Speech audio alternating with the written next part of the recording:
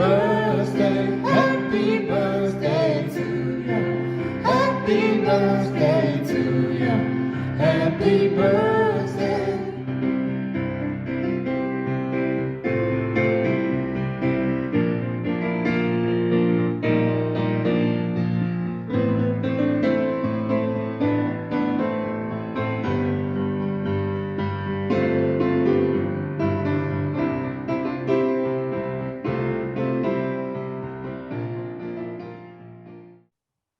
Herzlich willkommen heute zu einem weiteren Teil von unserer Weltreise durch Martin Luther Kings Geburtstag. Und heute sind wir in den USA, in Atlanta. Ich habe zu Gast Dietrich Gerstner von Brot und Rosen, natürlich nicht aus Atlanta, sondern von Brot und Rosen in Bramfeld. Aber wir haben weiter zu Gast Pastor Nibs Stroupe. Er war 35 Jahre Pastor in einer multikulturellen Kirchengemeinde in der Atlanta-Area, also der Stadt, aus der Martin Luther King gekommen ist. Und Pastor Nibs Stroupe sagt, dass Martin Luther King ein zentraler Teil seines Verständnisses vom Christentum geworden ist. Und ich freue mich sehr, dass wir heute zusammen miteinander über Martin Luther King sprechen können. Herzlich willkommen, Dietrich Gerstner, and a hearty welcome to you, Nibs Stroupe. Thank you. Thank you. Für das bessere Verständnis, damit wir uns alle gut unterhalten können, werde ich jetzt vom Deutschen ins Englische umswitchen. Da fange ich schon damit an. Die deutsche Übersetzung findet ihr allerdings dann als Untertitel nebenher laufen. Okay. Dietrich, we know us, I think, for 5-6 years, and I didn't know that you were 2 years living in Atlanta in a community which is quite comparable with Brot und Rosen. Can you give us an impression of this city in which Martin Luther King was living and working?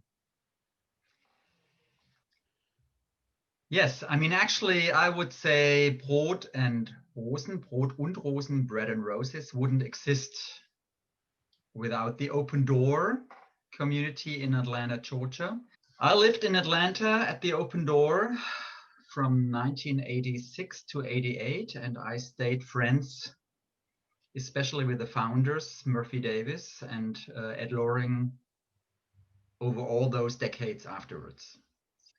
So the ministry of the Open Door community in a racially, still at that time, divided city, with very white quarters and very black quarters, and that with a black mayor at the time. Andrew Young was mayor of Atlanta at my time. Still a very kind of socio-economically and ethnically segregated city. This community was ministering to homeless people and to people in prisons, and especially those on death row who were about to be executed at some point. And the streets were segregated. I mean, there were white people, of course, but the white people most often had either a severe drug and alcohol career. They usually came from poor families. So there I was, you know, a young white boy living in a community that was led. I mean, you know, the people running the place were also white people, but they were very much aware of this gap, and they were trying to kind of get rid of some of their privileges. Some of those you can't get rid of. I mean, you cannot peel off your skin. And to seek the alliance of Black activists.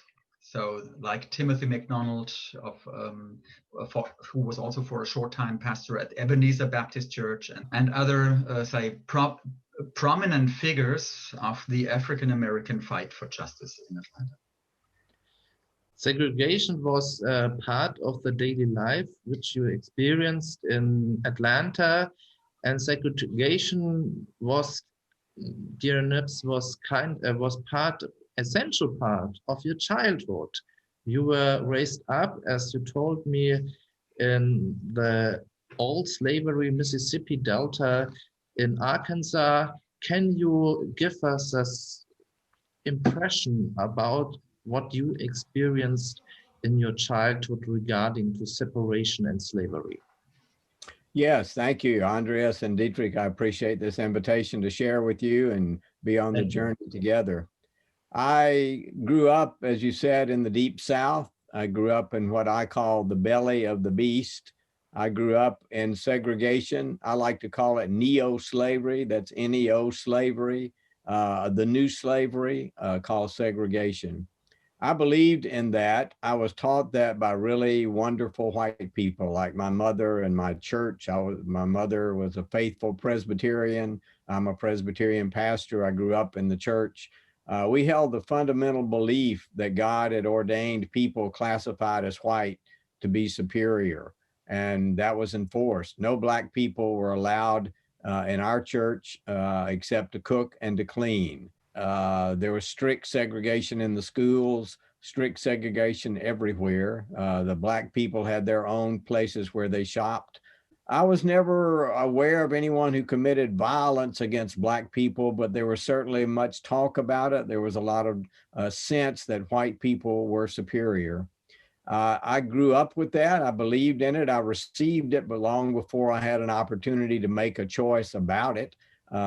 When I discovered that I had it, it became a long struggle to free myself, although I'll never be totally free of that belief. It's so strong. It's a kind of the biblical understanding of sin, I think, that it's not just your actions, but your deep captivity where your imagination and the way you see yourself and see others and see the world are captured. So I experienced that with the idea of race. So I well understand that. I've had many experiences of conversion since then, but I always remember and why it's so difficult to eradicate racism in the United States. I think there are two reasons. One is because most of us as children received it from people we love and trust. They loved us, they taught it to us. So I think that makes it much more difficult. It's not just a matter of the will of saying, I'm now going to stop this. It's sort of like being addicted to a drug or to alcohol. You can say, I'm now going to stop this, but there's a lot of work that you have to do to maintain that. So that's one of the reasons. The other in the United States is that we have the strong ideology of equality, which Martin Luther King picked up on and used. We have that strong ideology. It's one of our great ideas, I think, from America, that all people are created equal. But we also wanted to maintain that and hold people in slavery. And so that makes it difficult for us to put those two together. How do you hold people? How do you believe in equality, but also hold people as slaves? Our answer was race. And that is that there is a hierarchy of human beings. And those who are meant to rule and to dominate and to be on top are classified as white. At the bottom are those classified as Black, so that we can hold them as slaves and do what we want to, make money from them. Basically, slavery is basically an economic system. Basically, life for me growing up was black and white, with the idea that those classified as white were on the top and God had put them on the top and we were supposed to be on the top. You told that being raised up in a kind of racist and segregated world is now like a addiction. You have to fight against it, and it's very, very hard to escape, if not impossible. But as I understand you, you were fighting. You had conversions. Can you tell us what kind of impact Martin Luther King and this theology and his faith and his work and life did play in your fighting against this kind of segregation and racist society? Yes. Martin Luther King, my first notice of Martin Luther King was on a billboard out by the highway where there are advertisements on the billboards. And there was a photo of Martin Luther King and an older white man sitting in rocking chairs on a porch. And it said under that, Martin Luther King was influenced by communists. 1963, I was aware, I was a junior in high school in the 11th grade, and I was aware of King. I thought he was a communist, or he was duping Black people to get money out of them, and some white people. So my segregationist upbringing led me to perceive Martin Luther King as a charlatan, as someone who is either a communist or just getting money out of people. But I did watch on television the Birmingham campaign in the in the spring and summer of 1963, and obviously turning the hoses on the women and children as they did in Birmingham, the water hoses, was impactful on me. And I began to wonder if there was more to the story than I knew about. So I decided to watch by myself at home with none of my friends around because I didn't want them to know I was thinking those kinds of things. I decided to watch the March on Washington in August of 1963, where King made his famous "I Have a Dream" speech. As I said, I didn't want any of my friends there. I did not tell them I was watching it. All my friends were white. I had no Black friends. I didn't think Black people were capable of being friends, so that was not an issue. But I didn't want my white friends to know I was listening to it with some interest. I was listening to it to try to disprove that King was really legitimate. I wanted to say, yes, I saw it. He's really fooling people. But when I saw 250,000 people, I began to think, I remember seeing that and the moment I said, there's a lot more going on here than I think. So I was thinking all of the people, I'd heard that all of these people were fools. When I saw the number of people, I began to think, not all of these people are fools. There is something going on here that I don't know about. And then Dr. King began to speak, and his eloquence and passion and his weaving of American history and theology together, I remember thinking somewhere in that speech, boy, there's a lot I don't know. There is a lot I do not know, and I'm going to start learning it. 3 weeks later, the little girls were blown up in the Birmingham church. That really astonished me. There had been other violence in the South and around the country, but that it astonished me because I'd begun to make the connection that Dr. King had said he has a dream, and the white Southern response was to blow up little girls in church. And that could have, it wouldn't have been my church, but I went to church. I was not a little girl. I was a growing young man. And then President Kennedy was assassinated a couple of months later. It's not still clear. It's still unclear why, but I connected it with his sympathy with the civil rights movement. So that began to make shifts for me. The next big connection for me with Martin Luther King was in 1968. I was a college student in Memphis, Tennessee. My life continued to change, but I got involved with the sanitation workers' strike, which began in February of 1968. And I remember going to churches and interrupting their worship with other people to tell them, these were white churches, going to white churches, to interrupt their worship, to stand up and say, support we called them garbage workers at that time. Sanitation workers is a better name. And didn't get a very good response, obviously. But the friends that I had, the African-American friends, and I were beginning to think that Dr. King was largely irrelevant at this point because he was such an apostle of nonviolence. And we were not sure that there would be changes in America without violence. So that's the long intro to say I was really involved in the sanitation workers strike. On the night before King gave his last sermon at Mason Temple, I had an invitation to go, but I turned it down because I thought he was no longer relevant. Obviously, much to my regret, I did not go. I mean, I could have been in the crowd. I was astonished the next day when one of my African American friends came up to me and told me that he had been shot. And from there on out, I began to reconsider that I had been wrong about King twice. I had been wrong that he was fooling people, then I had been wrong that he was irrelevant.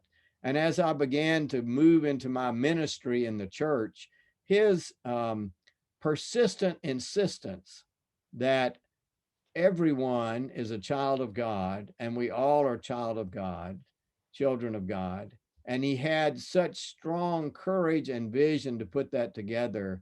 That's been extraordinary in Christian history and American history. So as I've learned more about him and experienced more in my own life, I've come to admire him so much more. And I just look back on my former selves, which are still part of me, obviously, but and both times I had wrong opinions about King, and he has been a continuing force for me. I later was a conscientious objector against the Vietnam War.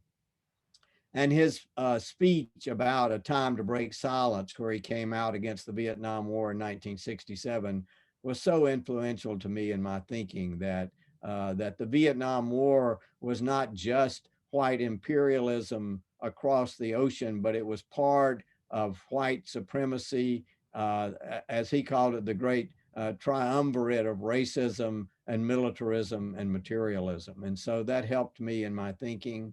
Of course, having a church in Atlanta, King is everywhere, which is good and bad at the same time. It's good because he grew up here and did so much of his ministry here. It's bad on one level because he's been so sanitized and cleaned up. We don't want him to be the radical guy that I perceived in 1963. I mean, one of the reasons he was so attacked is that he went to the heart of the American and Christian perversion, that we were captured by the power of race and we were worshiping it. And so he went right there. He was so threatening. So I think when we celebrate him, then we must always be thinking he is still challenging us with his radical vision of inclusivity. And not just the idea, but in the way we live our lives, as Dietrich was saying about the open door and the community in Germany. That is what King always demands of us and questions of us, to be every year, every day, reconsidering who we are and how we can find liberation.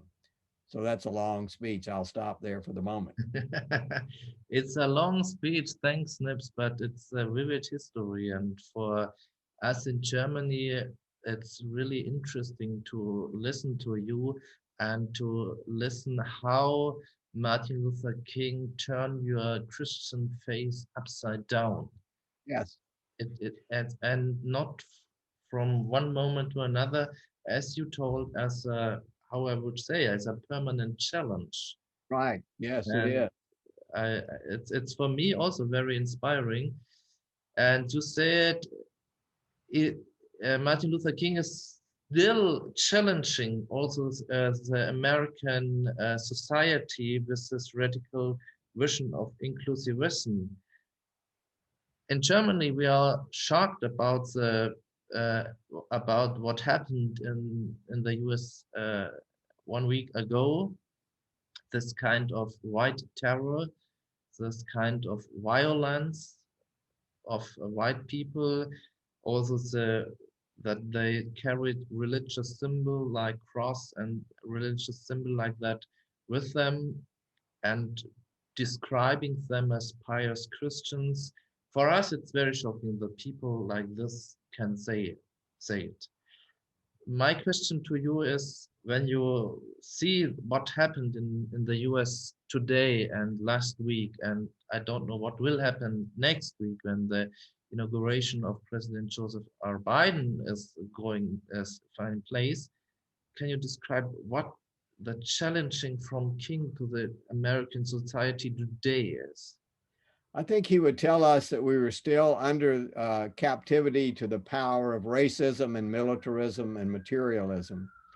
for me, the only reason that Donald Trump was elected president was that he was a white man, and that the people, not everyone thought that when they voted for him, but the cultural forces were, we had a black man as president, and we were going to reestablish a white man as president.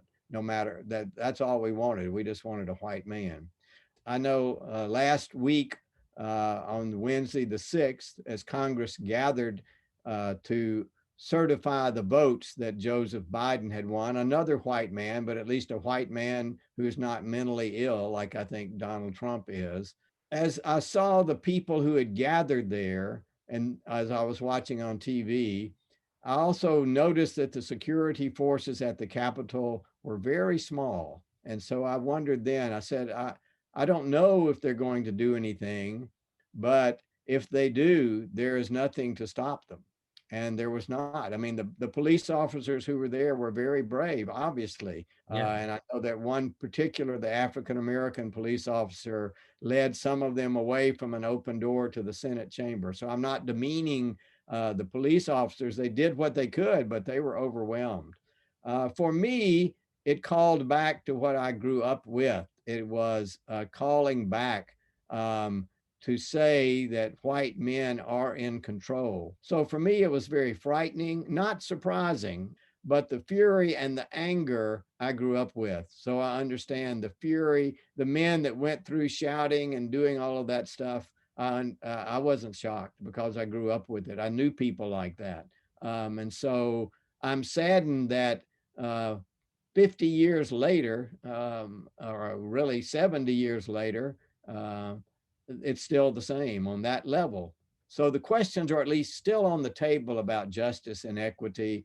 I'm not saying that Joseph Biden is our savior. I'm just saying he allows the questions to stay on the table.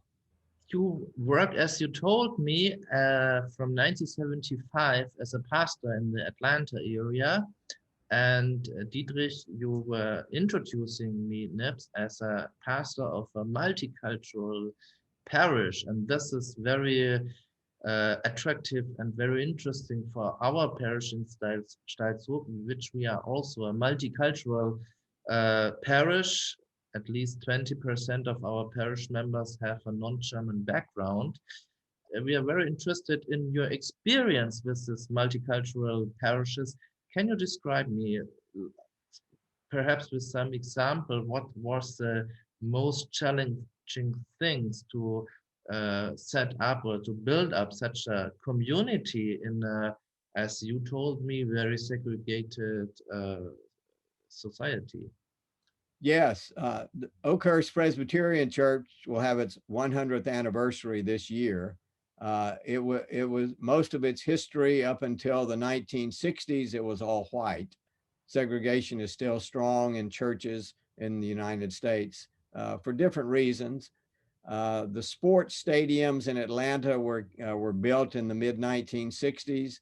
They took black housing to do that, and so a lot of black people in Atlanta moved into the Decatur area, the DeKalb County, East Atlanta area, where our church is in Decatur.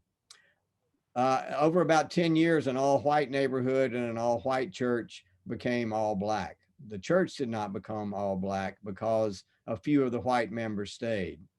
But the church had 900 white members. It went down to about 80 members, 60 of whom were white, 20 were black. When we came in 1983 there. The biggest challenge was survival for one, but one of the great gifts was the church was desperate to survive. And so the white leadership was willing to try different things, which we did. So we changed worship. We adopted a more African-American style in worship.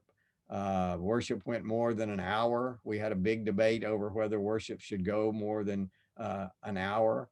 We picked have up it also in Germany. Yes, right. Yeah, Yeah, this yes, is right.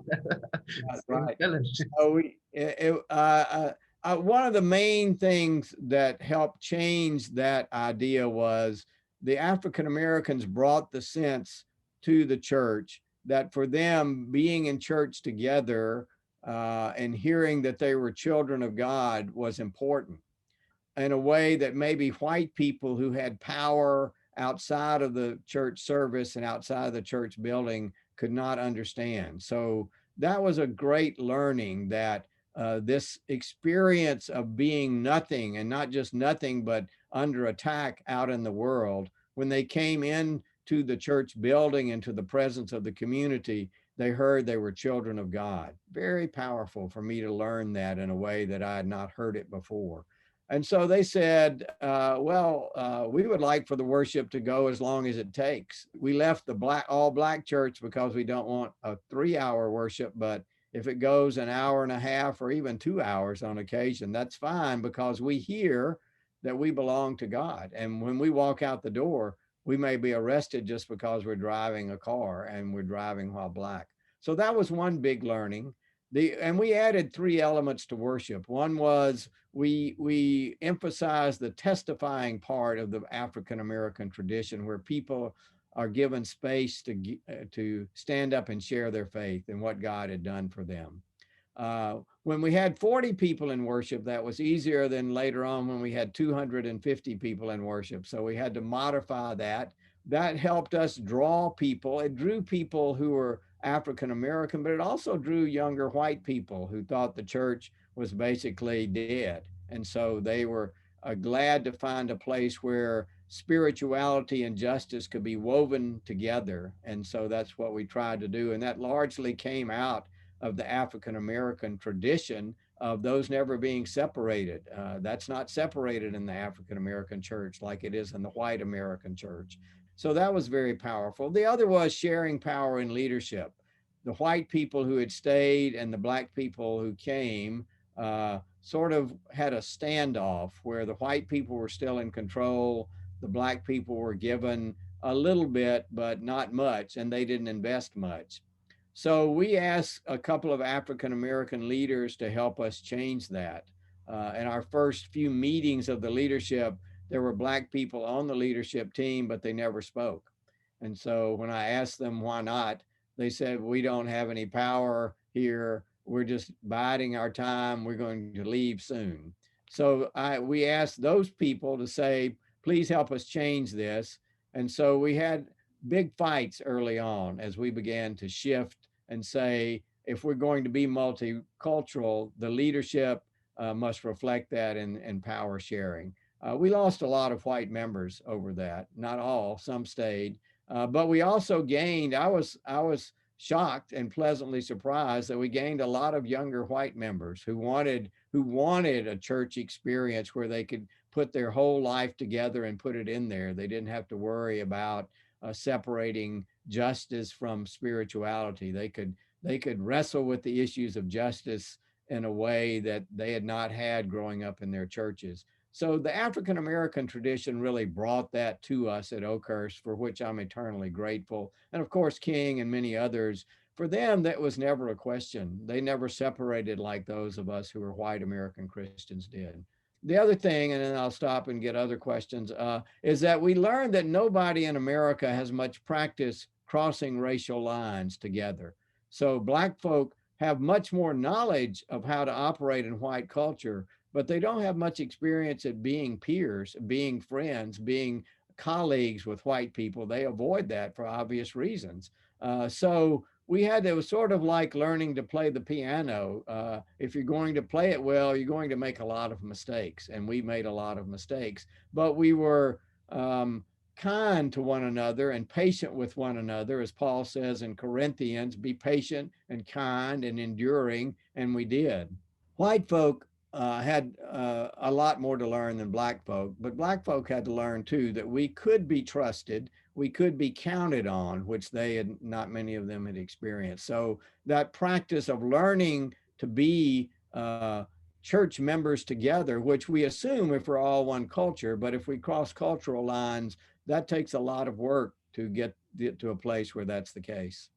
Thank you so much, dear Nibs, for this inspiring words. This is for us, some kinds also of prophetic words, because the way you went with your colleagues, the fights you fought, I think it's for us.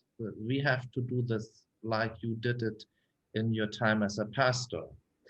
Today, Vice President-elect, or now Vice President Kamala Harris, tweeted to Martin Luther King's birthday with one quotation from Martin Luther King. The quotation was, or is, there's always the right time to do the right thing. A short answer, please. What do you think, as a pastor with this broad range of knowledge, experience, what is now the right thing to do it now? I think for those of us classified as white, which are still the majority for the moment in the United States, is to do two things, and they are Christian things. We're not all Christians, but the idea of acknowledging our captivity to race is central, and then deciding that we're going to seek liberation from that captivity. So I think King put it in his drum major speech that we are called to be drum majors for justice. We don't have to be those who are famous, but we are called to live lives both of service and justice. The drum major speech is my favorite speech of his, sermon of his. He gave it 2 months before he was assassinated. But in that, he says, everybody can be great because everybody can be a servant. And then he goes on to say, you don't have to know higher mathematics or physics to be a servant. You just have to have a heart centered on love, and then you can be great. And I think for us in the church in the United States, but also as Americans, the idea that we are created as equal human beings, excuse me, and that we are called to live out that vision is where we are now. And that's what we're called to do. And that's why King always challenges us, will always inspire us, and always be relevant as long as human beings are around. He had a unique vision and a unique calling and a unique courage to carry it out. Thank you so much. We appreciate it very, very, very much that you share your time, your experience, your theology, your faith. For me, it was a great inspiration to talk with you. Thank you. Herzlichen Dank, lieber Dietrich. Thank you, dear Nibs Stroupe. Das war jetzt unser Gespräch über Martin Luther King, wie er in Atlanta wahrgenommen worden ist, wie seine Theologie Menschen, die in einer sehr rassistischen Gegend groß geworden sind, bewegt und verändert hat. Nächsten Tag fahren wir wieder weiter und es gibt eine neue Stimme aus der großen, weiten Welt über Martin Luther King Jr. Bis dahin alles Gute und bis dann. To Martin Luther King. Happy birthday to Martin Luther King. Happy birthday to Martin Luther King.